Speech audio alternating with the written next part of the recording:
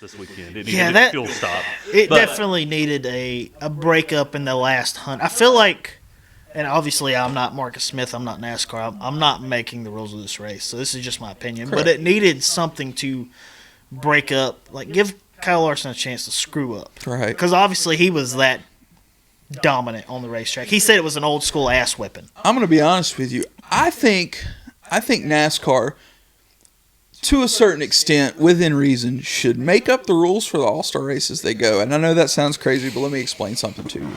So I feel like I remember back in the day they would have like an invert at a certain point. They've done many different rules. If you're going to run 200 lap race, you know what? You're too far out front. We're throwing a caution.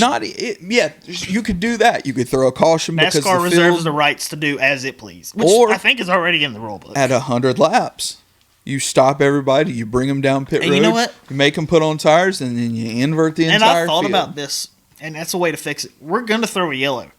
Yeah. We're not telling you when we're going to throw it. We might throw it at lap 2. We might throw it at 198. Yep.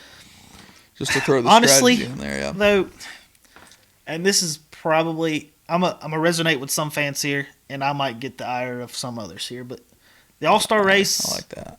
I think has run its course. Okay, all right. It's time to demolish it. All right. The All-Star race. The All-Star Not North race. Wilkesboro. Not North Wilkesboro. Let's make that clear. Not any track. The All-Star race, you race for $1 million.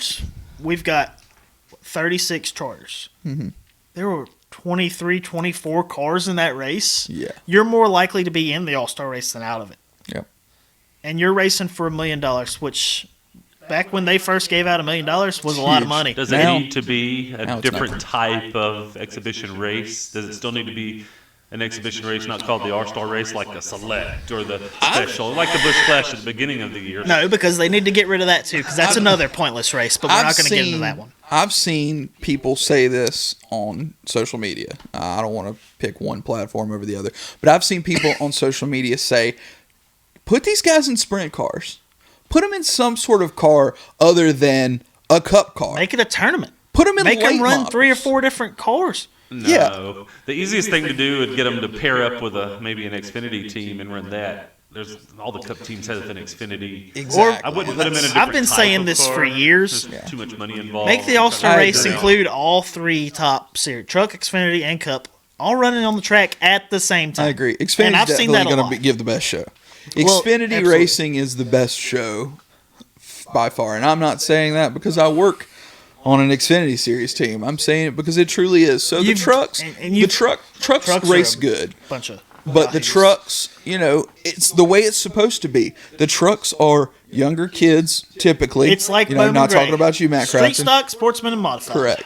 So the truck series Same is what it is. It's younger kids. They're up and coming. They want to make it to the Cup Series. Obviously, that is the goal. Some of them out of late models, some of them out of Legends cars, whatever it may be. The racing in Cup is really, really good. As in, they don't ever make mistakes. And I think if you put all of those drivers in a Cup car, in an Xfinity car or a truck, the racing would look the same as it does in the Cup. And I agree. So. That's part because of the it's problem. the drivers. Maybe not They're the best of the best.